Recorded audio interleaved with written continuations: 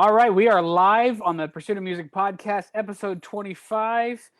Looks like I am by myself because there's Ben Nobles. I was waiting for the video to roll, man. I wanted to hear Myles play some trombone.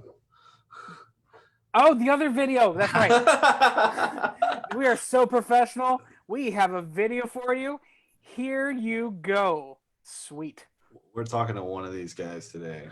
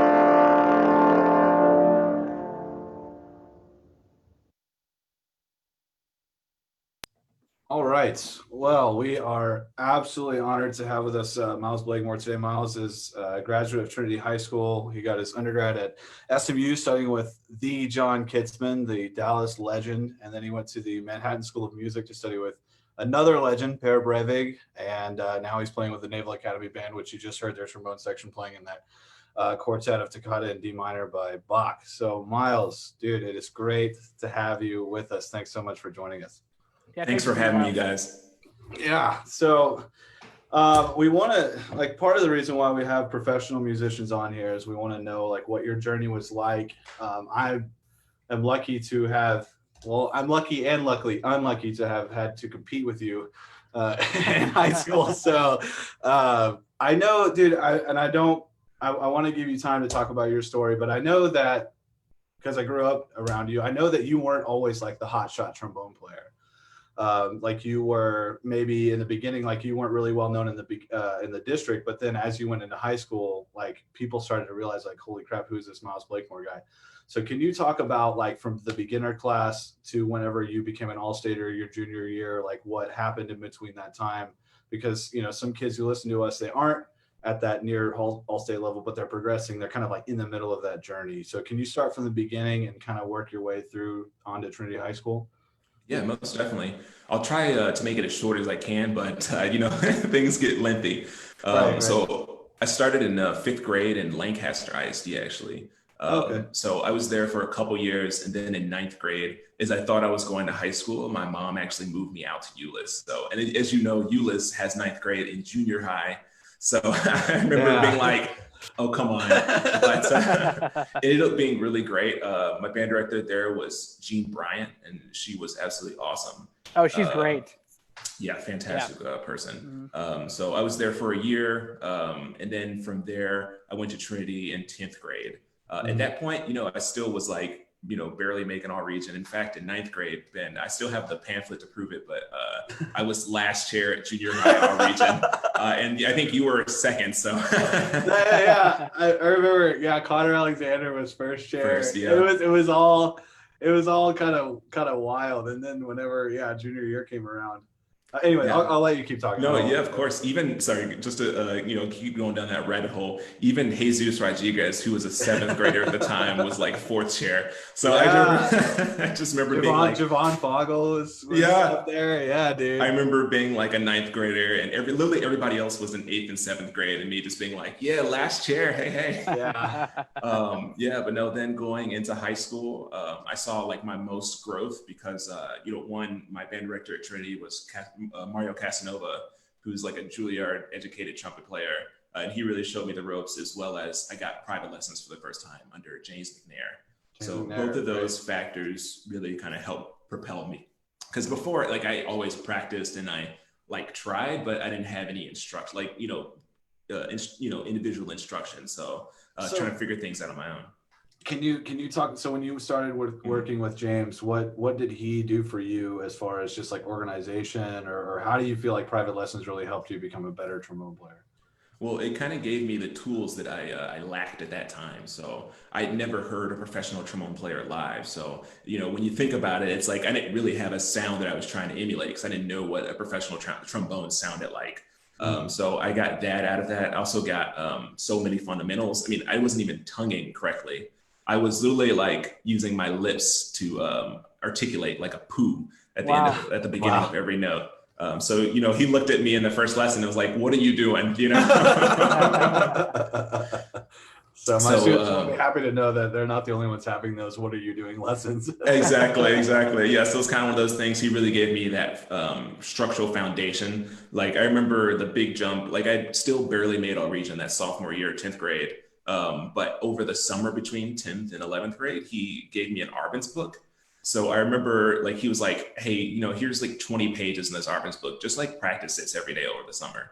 And so, I was like, okay, I'll listen to what you're doing. And I remember it being like a huge transition then going from sophomore year to junior year. Like that was like when I was starting to make like All-State and GDYO, the youth orchestra in Dallas, and like all those other things. Like that's when it all started, like that big transition for me. Right. So can I butt in real quick? Sure. This is a great teachable moment for all of my students that are listening right now.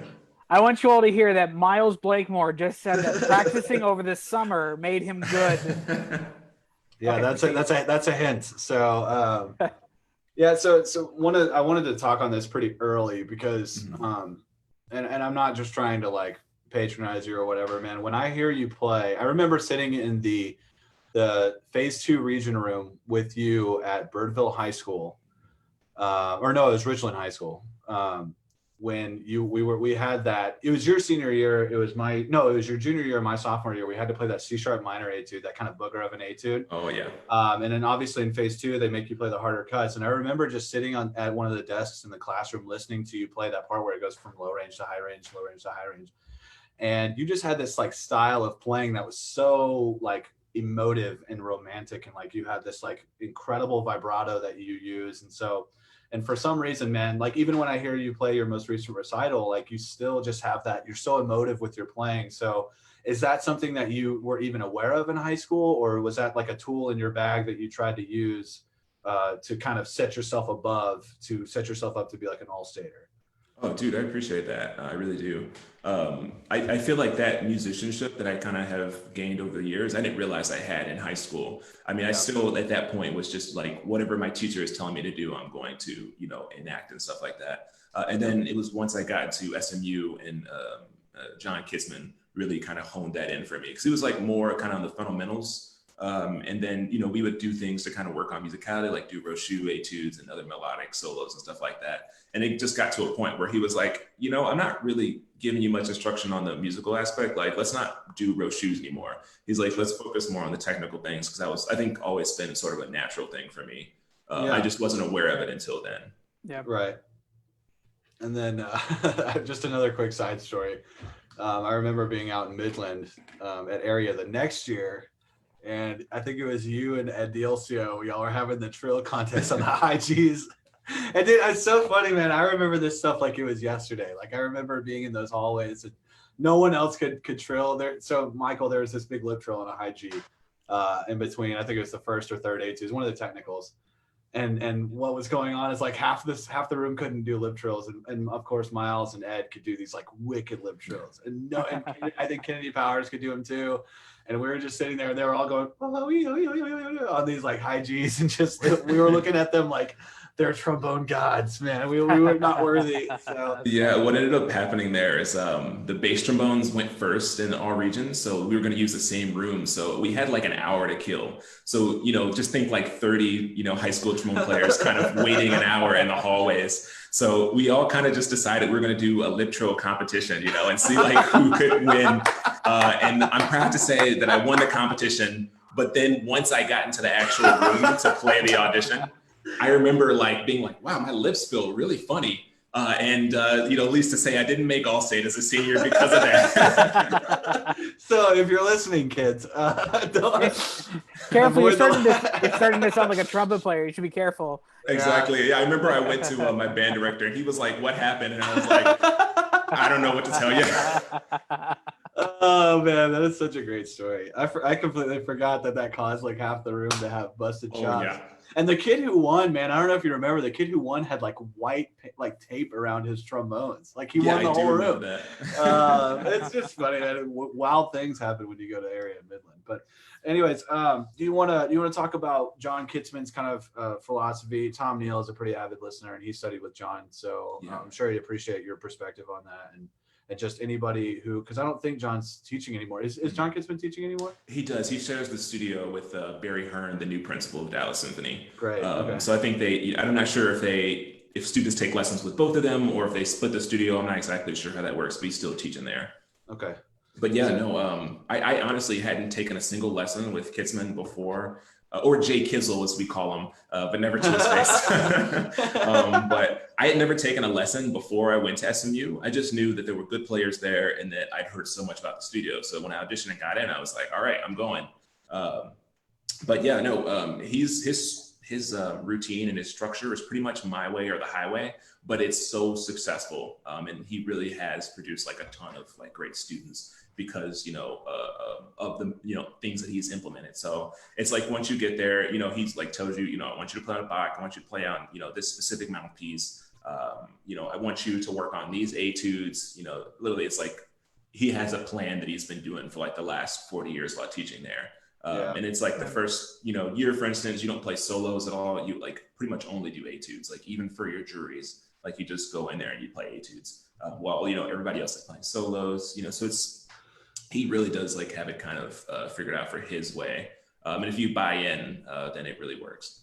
Yeah. Daryl Fife, who was my teacher growing up, studied under Kitzman too. Yeah. I think he graduated high school in 78. So that should tell you how long ago he went to SMU, but he's got his crazy Kitzman stories, just like everybody else, where, there's a story where John Kitzman had him drive out. And apparently this was when John Kitzman had just won the job. So he was like even crazier or whatever than he was then.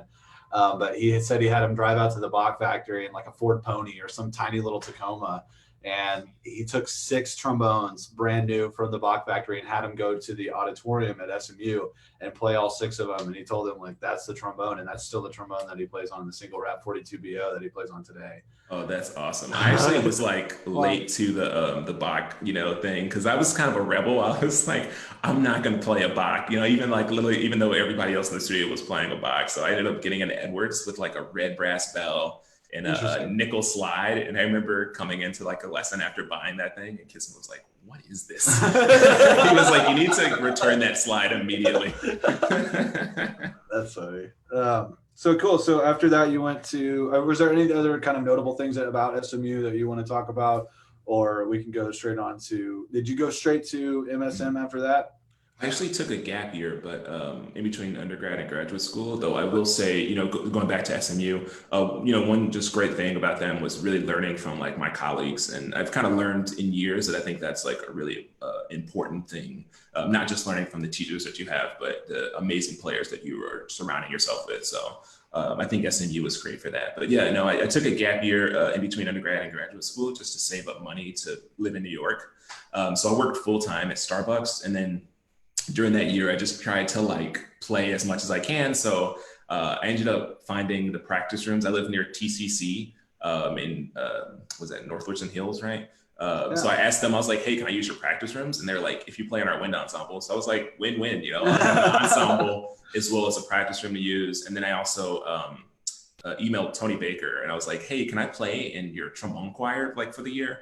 And he was like, sure. So I found a way for myself to have ensembles during that year while I was working full time and saving money. And it's really smart. Yeah, and just let you know like how expensive New York is. I think I had saved up like $4,000 or $5,000, and it was like immediately gone within like the first like 2 months of living in New York. Wow, gosh.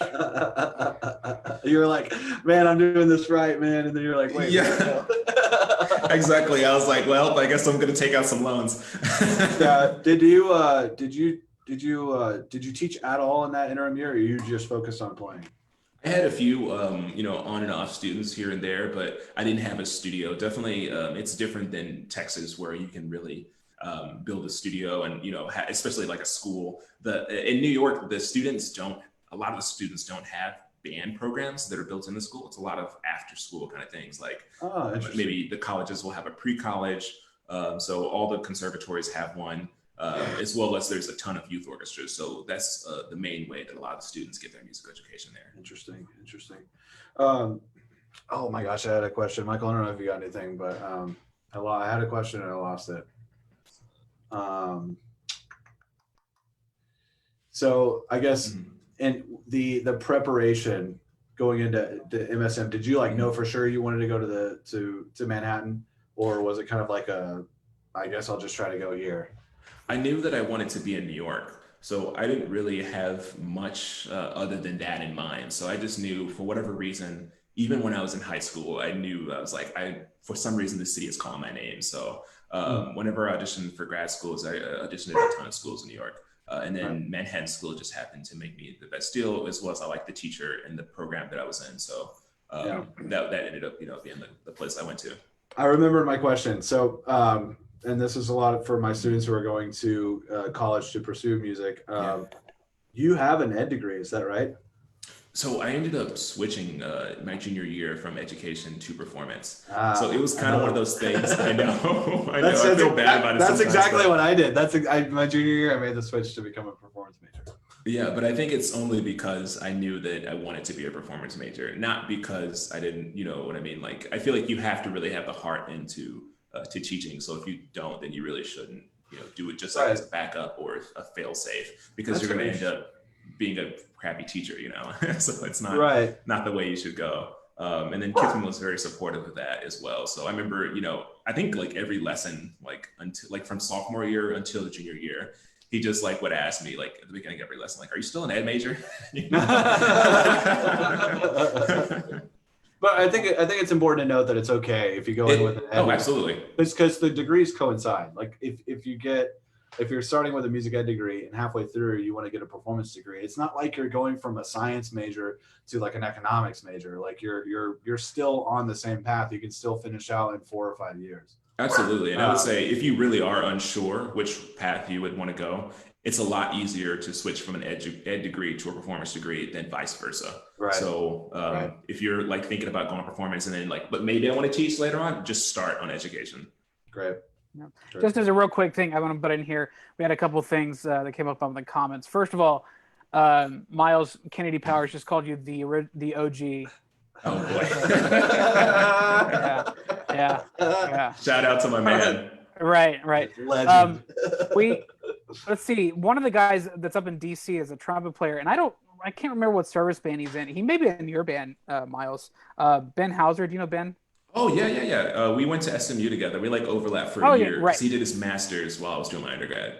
Right. So he submitted a question. He said, "How do you feel about your musical progression during your gap year?" Oh boy, it's funny. I thought that I was getting worse because I was, I didn't have a private lesson teacher at the time. I literally was just kind of like working full. I mean, I was, doing 8 hours a day at Starbucks, and so, I would practice either at night after my shift or in the morning before. So I literally, I thought I was, degressing. I had no teacher tell me, yeah, you're getting better. And it's funny, by the time I got to Manhattan School, my teacher, Per Breivik, was like, you know what? You sound way better now than you did at the audition. And I had no idea. So, I mean, I think it goes to, you really do have to be your own best teacher. Because at the end of the day, especially after you leave school, nobody's going to be there to listen to you every week. Absolutely, yeah. By the way, James McNair says hi. Oh, hello, James. But so now, why? Okay, so how do you think that happened? That you went from your undergraduate playing level to better, but you didn't think that you got better. I mean, have you sat back and analyzed what actually happened that year? Yeah, so everything really does happen progressively, and I think when you're improving, it happens so gradually that you don't see it. You really do have to kind of step back to see the full picture. So I think what ended up happening is I just found ways to keep myself busy. So it's not like I wasn't practicing or I didn't have goals. So I entered like a couple solo competitions that year as well. None of which I won or even made like the finals or semis or honorable mention of, but I tried things and I made sure that I was putting my name out there and doing what I can. I was recording myself, listening back. Like when you think of all the things that comes with entering a solo competition, working up new repertoire. Yeah, so I think I just found ways to keep myself busy as well as playing in ensembles, playing duets with people that were still in town. I was finding ways to keep busy. So I think that's what ended up happening. Yeah, very cool. Cool. Ben, if you can keep going. I'm really curious to hear what. So obviously James, phenomenal teacher. John Kitzman is phenomenal, and Per Breivik are all phenomenal teachers in their own right. Was there anything that you noticed that Per Breivik did versus John Kitzman? Did he and versus James? Like, did he focus on things that you had never really thought about before, or like methods that he taught that maybe catapulted you into that like professional, like going to win several jobs kind of playing absolutely style? Absolutely. So I feel like every phase was different along the way, and I thought that was great to have different perspectives as I was learning. So in undergrad with Kitzman, he's very much about fundamentals, and I feel like that's kind of what we worked on, just making sure that all my technical abilities were sound, because if you start there, then you can improve everything along the way. And Per Breivik is an extremely musical player, so working with him, we mostly worked on phrasing. Like every lesson, he would literally just kind of like ask me to draw out my own phrasings on the music, which is a great tool that I still use today. And then he would basically like kind of critique that, like, well, I don't see the phrases happening here. I see them more as that. So it was more intellectual lessons. We really didn't play too much in my lessons. In fact, I feel like a lot of it was talking. Sure. So that was kind of interesting, as well as, and then McNair, I mean, he really did kind of, just introduce me to the trombone and like all these different methods that are out there. He comes from a line of Emory Remington line, of heritage. So, he kind of brought that school of thinking, as well as just introducing me to like tenor clef, introducing me to excerpts, introducing me to solos, all these other things. See, so, I'm not the only jerk that pulls out tenor clef. Yeah. No, that tenor clef, man, it's funny, man. It's like a thank me later kind of thing, because whenever they go to these camps and stuff, and they're the only ones. Yeah. I mean, I try to tell them, man, look at the orchestral repertoire. obviously, Shostakovich and Brahms is going to be alto clef, but like outside of that, dude, if you're playing second on a Tchaikovsky symphony, Oh my goodness. good luck, man. Like, because you're going to be reading 4 ledger lines down, Yes. playing like low E's and low D's or whatever. So, anyways, funny. that's like kind of a little, my students who listen to this podcast, because I'm going to make all of them listen to it, but I'm not teaching you tenor clef to torture you. So. I've got my students doing transposition right now, and so I'll give them a simple Conconi etude, and and they spend a week on it, and I just say play every note beautifully, and they're like, man, this is a piece of cake. It's like the easiest thing Mr. Attaway's ever given me, and then all of a sudden I say, okay, now up a whole step, now down a whole step. Oh boy. Same thing. And their eyes get this big, like, wait, what? That's great, man. So I don't know your timeline as far as, so did you graduate from Manhattan? Did you get your master's degree from there? Yeah, so what ended up happening from there is after my 3rd semester, so it was 2-year master's program. After 1, 2, 3 semesters, I ended up getting a fellowship with the Minnesota Orchestra. So I actually left school a semester early, but like thankfully the people at the school were absolutely amazing and kind of let me do my last semester online. So it was kind of one of those things. I would like literally have a phone lesson with Parabrevik like once a week. I would do I can't remember what it's called, individual studies with professors and stuff like that. So that's how I kind of got the last bit of my credits. So I did that for about 4 months, that fellowship out in Minnesota. And then from there, I did a year playing at the New World Symphony down in Miami. That's awesome. So yeah, and then from there, that's when I won the job with the Naval Academy. So I want to backtrack a little bit. So the fellowship in Minnesota, was that like a position open up, or like how did you end up getting that fellowship? What was the process like? Yeah, so several orchestras are starting to create these fellowships that are specifically meant for minority musicians. Just because, you see, like, I think, statistically, I wouldn't want to get this too incorrect, but I believe it's 2% of musicians in orchestras in the US are African American. I think 3% are Hispanic. So not a high population.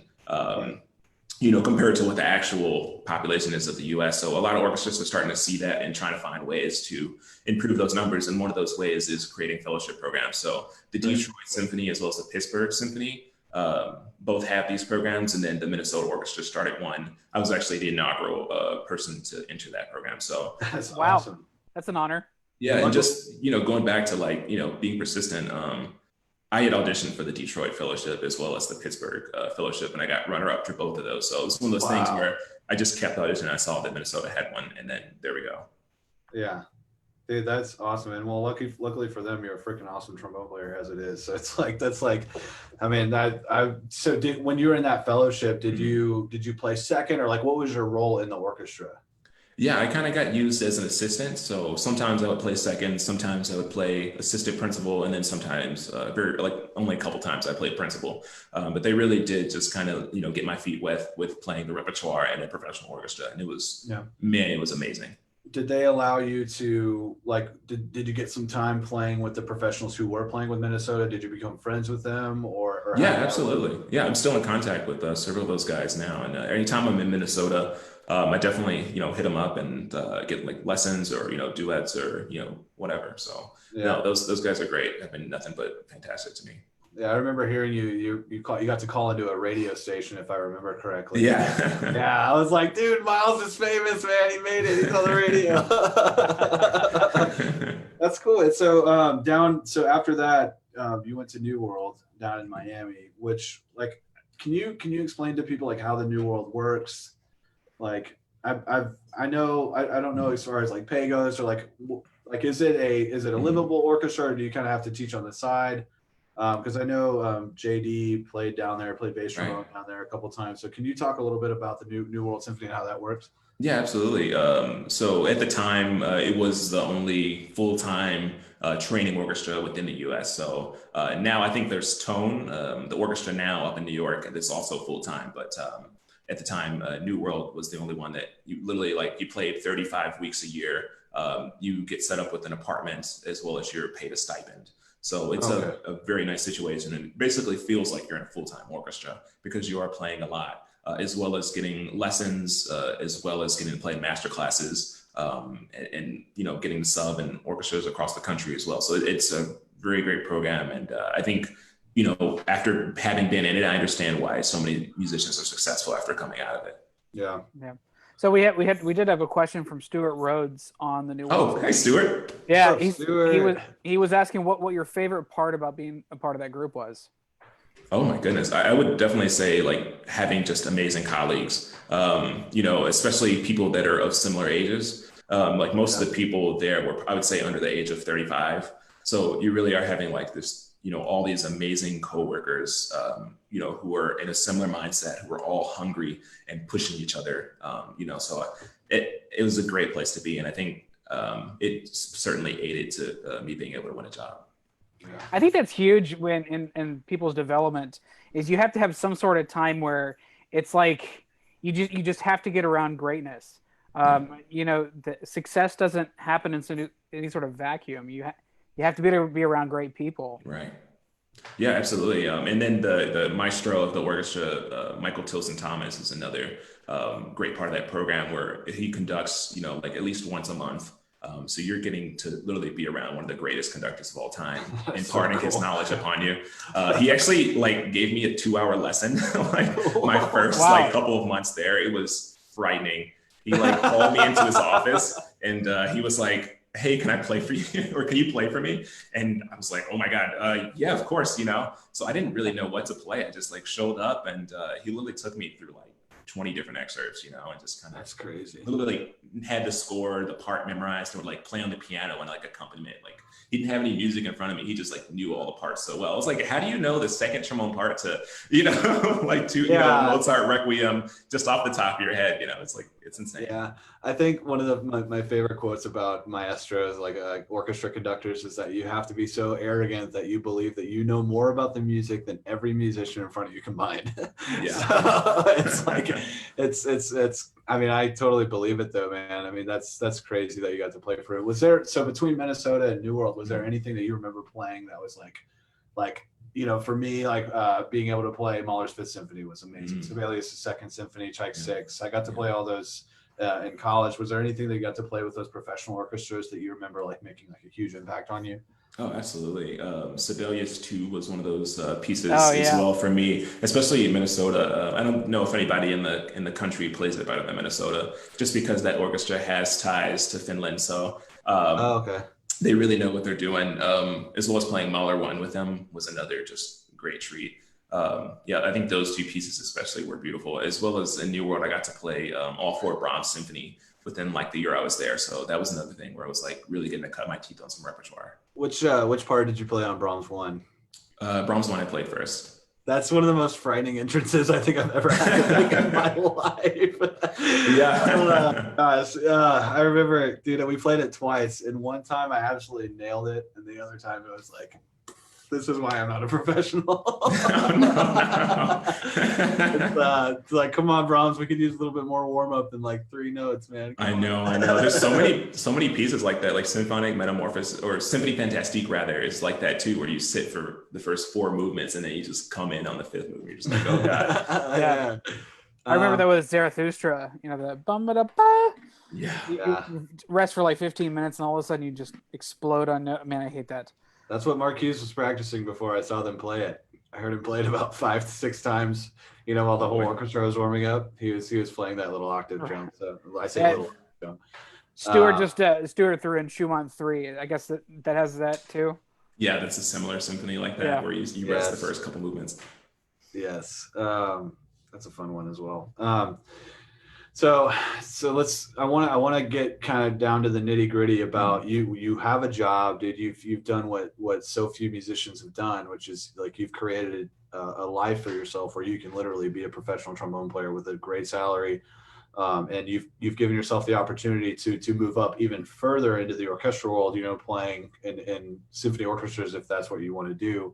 So do you feel like there was something maybe that you did to win a job, and how many times did you chase around auditions and jobs around the circuit, and or did you just win the Naval Academy job and then you that's where you're at now? So I guess, changes in practice habits, if there were any, and then how many jobs did you try to take? And if you have any advice for kids who are trying to win jobs, what should they do differently? Yeah, absolutely. I've certainly seen so many different theories on this. Some people will tell you to audition at every orchestra you can, and just like, be on the hunt. I personally haven't taken too many. I think I'd only taken about 5 auditions leading up to the position that I am in now. But that's not to say that I hadn't found other avenues that I could practice the auditioning skill, because it is a skill set. But I mean, mainly I would just work on getting your fundamentals down, really being able to play in the orchestral style, as well as like these excerpts, because that's the meat and potatoes of it. Being able to go in, play every excerpt well, and then take it to an audition after that. So in undergrad, I only took 1 audition. In master's, I only took 1 audition. And then I took about 4 after that while I was in Minnesota as well as New World. So knowing that, I had already reached a level of playing ability, then gave me the confidence to be able to go in and, be able to get it quickly, as opposed to really drawing the process out. But, I also, while I was in school, I was constantly auditioning for festivals and solo competitions. So I had avenues to practice those skill sets of auditioning, and then apply it afterwards. Yeah. So it sounds like, from when you were working at Starbucks, and I want to make this clear as well. Like when I left my undergrad, the first place I went back to was Chick-fil-A, when I worked in the kitchen at Chick-fil-A for 8 to 10 hours. So sometimes like when you see players like Myles, or if you see, like me with a full studio set up, it's like, oh, that's kind of like a fairy tale that it's just going to happen like that. Right. Like you have to stay in the grind. Like if you're trying to build a studio, or if you're chasing jobs, or both at the same time. Like I think what Myles is talking about here, which is super important, is that he's always looking for avenues to keep his chops up, and to not only maintain chops, but grow as a player. So tell us about your experience in the Naval Academy band. I mean, obviously Stephen Verrill's playing one of your colleagues. Is he still with you in that academy, or the Naval Academy band? Is he still with you? Yeah, absolutely. Yeah. So right now we have a pretty stacked trombone section with Stephen, this guy named Dan Kaufman, and then our bass trombonist, Clint Woltering, who just absolutely shreds. We're all like kind of in a similar age group, like me, Dan, and Stephen. All our birthdays are within like 3 months, born in the same year. So, we really are in a similar mindset, and it's really nice getting to play with those guys, day in, day out. But yeah, no, I absolutely love the job, love being able to play, and, trombone quartet as well as brass quintet and a lot of other small chamber ensembles, on a daily basis. It's really nice. So what does that look like for you? Like as far as being in the actual, the ensemble, like is there like what does your schedule look like on a weekly basis? Yeah. So well, I guess pre-COVID, what did your schedule look like? Right now it just persists of sleeping in and practicing and showering past noon. Yeah, no. But the schedule, it's very flexible, so it changes. There's no consistent schedule with the band. Really, it just about being persistent, seeing what the changes are. We do marching a lot in the summer. We do a lot of chamber concerts, maybe like once or every other month. We'll do ceremonies a lot as well. That seems to be pretty much the bulk, like between marching parades, ceremonies, and then doing chamber concerts. I wish I could tell you, like, give you a number, like, this is what we do every day, but it really does, like, every week is different than the last. So tell us about the weather. You're in the Northeast, right? You're in Maryland. Mm-hmm. So yeah. Because I've just lived in Texas, so hearing parades outside just sounds like the worst thing ever. So what's the weather like up there right now? Because right now in Texas, I feel like we've entered hot season. We're getting there. We're getting there for sure. It's so weird, like especially this year. It's pretty much stayed cold up until about March, April, and then it kind of broke from there. I certainly do miss the Texas weather of it just being really only like 2 or 3 months of cold weather. So it took some adjusting, but it really does. It's more seasonal here. So there's a true fall, a true spring, and a true winter. Have you had to play out in the snow yet at all? Do they make you do that? I think I've luckily somehow missed that, but I know the day is coming. For whatever reason, it seems to be the Army-Navy game. That seems to be like the game where it snows like every year. But for whatever reason, it didn't this year, and I'm so thankful for it. I didn't know you. Wait, so you actually you go to that game? Like you're The band playing. I didn't know, dude. That was the thing. I'm gonna have to watch it on TV next time. Very cool, man. So I'm curious, what does Myles' 2 to 5 year plan look like? Are you comfortable with where you at, or are you going to be chasing, principal and second positions around the country?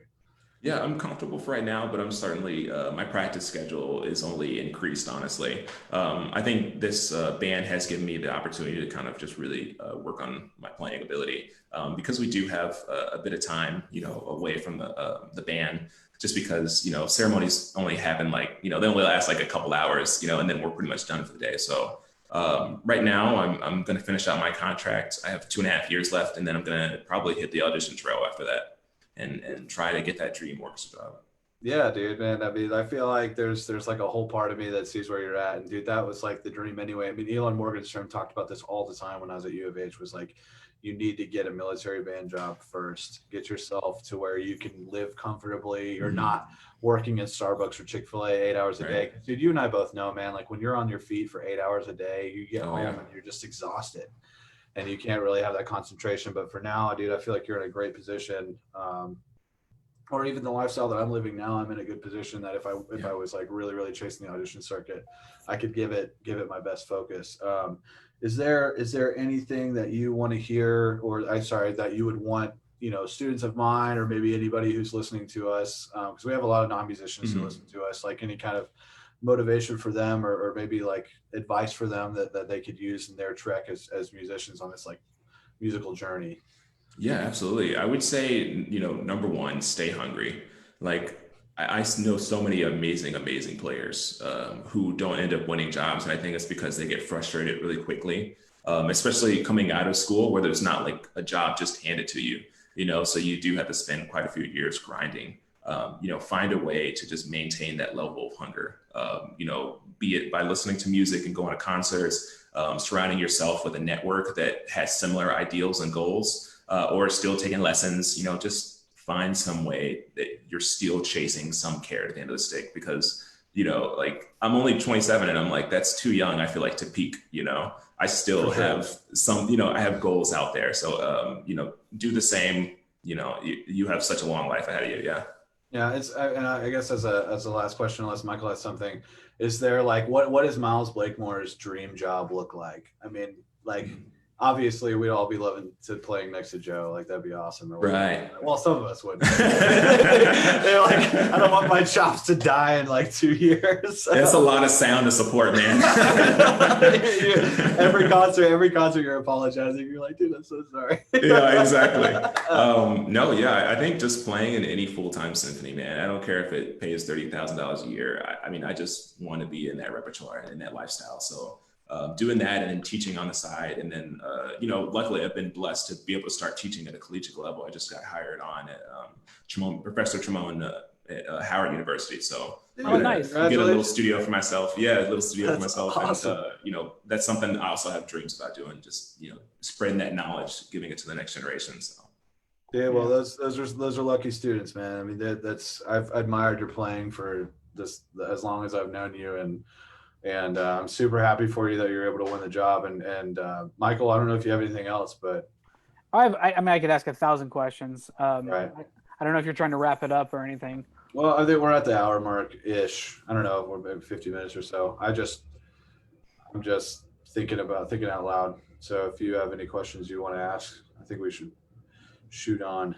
Well, I mean, the only thing I could ask that would kind of contribute, Myles, is now that you're in the professional field and you're playing and you are getting to know other people in different jobs and all that, what do you feel is the status of this field? I mean, what do you feel is the status of the music industry? Yeah, that's a really tough question because, with everything going on currently between the virus, between protests and everything, I don't know if anybody truly knows where the field is going, but I know that it has to, change fundamentally. You orchestras really do have to, really make impacts on the communities that they serve, be it, having representation on stage that represent the communities that they're in, I mean, like I still go to concerts all the time within the DC, Baltimore area, and I don't see many, musicians of color on the stage, and I feel like until that changes, you won't see much support from those communities in your area. So it's like, if you want to be able to reach, everybody and have as many patrons, as many audience goers as you can to sustain, this lifestyle that a lot of orchestras are having, and that's one change that absolutely should be made. Yeah, I think it's great. I've kind of had these thoughts in the back of my mind of like how we could do outreach, how we could get more minority communities involved in the band world. Because I know, at least, especially for us and anybody listening to us, it's made such a positive impact on my life, and it's gotten me through so many difficult times. When things weren't so great during the childhood and stuff like that, I always had the trombone to turn to, and music generally. So I think that the only thing that's holding people back is they just didn't have the opportunities that I did. Right. To have a great band director like Steve Madsen, or have a great private lessons teacher like Daryl Fife. So if there's a way that we could kind of get into those communities and help them out and get them connected with, incredible musicians like you, Myles, and like bridge those gaps, man, I think that could do a lot. As far absolutely. as like getting the representation out there. So absolutely. So, plus I feel like it would benefit orchestras in the long run. Oh, yeah. Like when you think about all these, musicians of color who found other avenues to, get those things out there, like a Kendrick Lamar or Kanye West or Jay-Z or something like that. Like imagine if they, had been in the classical music field and were composers, how much amazing music, this industry is really missing out on because they're not reaching out for musicians or, people like that. Right. So I think this is an interesting topic because I've been on the bandwagon of classical music will die if we don't get more people in the more butts in seats. I mean, that's just a simple issue of economics. And so and you're right, you go to a concert, it's predominantly, I don't want to say predominantly white, but you have some Asian crowd, and it's not as diverse as it could be. That's probably the best way to say it. Doesn't look like a football game. Yeah. It's like there's everybody at a football game. Yeah. So I guess my question, I guess it's a two-part question. Is the first one is, why do you think it is that way? And I'm gonna back that up with I'm preparing. I teach courses now in American popular music, and the first 3-4 chapters of the textbook we are looking at has music that's been inspired by minority communities, whether it's Hispanic community or Black Americans, or mainly it's those two areas. We're very indebted to the music that we have from all the different influences. Right. So it's not that music is not there. I'm just curious why maybe where the gap is. And then the other question is how do we bridge that gap? How do we bring more people in? Yeah, I certainly do think that classical music has walls up, both physically and literally, figuratively. Like when I go to a concert, I see people shushing other people in between movements. I see there being like an unwritten dress code that you have to kind of go to. All these things that are going to push away people, who aren't necessarily quite, on that stature or quite aren't, trying to live that lifestyle or whatever. But I think just some things that could fundamentally change, very easily, like those, as well as, again, having musicians of color like on stage, would bring out way more people, as well as, like you said, finding outreach opportunities, starting kids out young, playing instruments. I think all those things will eventually make a positive impact. Yeah, I do. I've always felt that way. Michael and I have actually had a lot of discussions about this as well, about, what really gets people gets the butts in the seats, so to speak. Right. Like, and it's this feeling of like, I belong there. Like, and not only do I belong there, but like, I will be entertained by like the last show that when we played with Dallas Brass, they played about it was like an hour-and-a-half concert. After we played on stage with them, we went into the audience and we sat and we listened, and dude, it was so entertaining because it was like, it felt not so, sitting up properly and, making sure it's like, it felt like more inviting. I don't know how else to put it. Absolutely. Yeah. So I think you're hitting the nail on the head, man. I think if we could get to it, because I mean, dude, we know how classical music has impacted us. Like, all the writings all across the board. I mean, there's no other feeling like it. You know, like when I listen to, you know, the violin solo in Einheldenleben, just that feeling that you get, these moments that come up where it's like, oh, this is so cool. Like, that's not just unique to me, but there's like a barrier there between frankly what I feel like is that, I mean, it's for sure in the minority communities, but it's starting to get into all communities where there's this like this disconnect. Like classical music is only for certain types of people. And it's like, man, that is not the truth. And that's the stigma they really have to get rid of for it to continue. Yeah. And maybe it's the idea of being able to have fun and concerts. Right. I mean, as simple as that sounds, you know, we think of high art as something that's transcendent and, you know, we take very seriously. And I think that's important because this is, I mean, I think, now I'm biased, but I think this is the greatest of the arts. And, you know, it's because it's more abstract, but it also has more potential to really get, you know, affect us. So I think it is important to take it seriously, but, you know, I mean, back in the 1800s, when people would play a symphony, there was applause in between movements. There were people that, I mean, it was an event. People went there for fun. And maybe that's part of it is we just don't know how to have fun anymore in music. Yeah. Well, Myles, if you've got anything else to contribute to, we'd love to hear hear it. But we're right at the hour mark. So, I mean, if you guys are. Yeah, sorry to give it a negative twist at the very end. No, it's good. I think it's one of those things we could brainstorm on all day, but you know, at the end of the day, I don't think any of us has like the true answers, but you know, we have ideas. Yeah. Yeah, and I think one of the elements that none of us likes to talk about is time. And time, these things that we're talking about, I think it's going to take more people having discussions like this and plus time.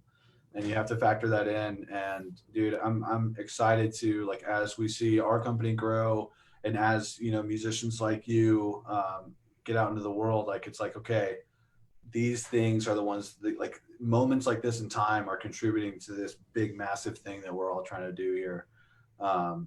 And hopefully we can all get on board on what the next steps are going to be to move forward to get more minority communities involved. But anyways, dude, Myles, I think this has been my favorite podcast so far, dude. This has been a total blast. So thank you so much for coming on. Dude, thanks for having me. It was so great seeing you and great meeting you, Michael. Yeah, you too. All right. Myles, we'll talk to you soon, man. I'd love to catch up outside of this as well. All right. What's going on with you guys? So, all right,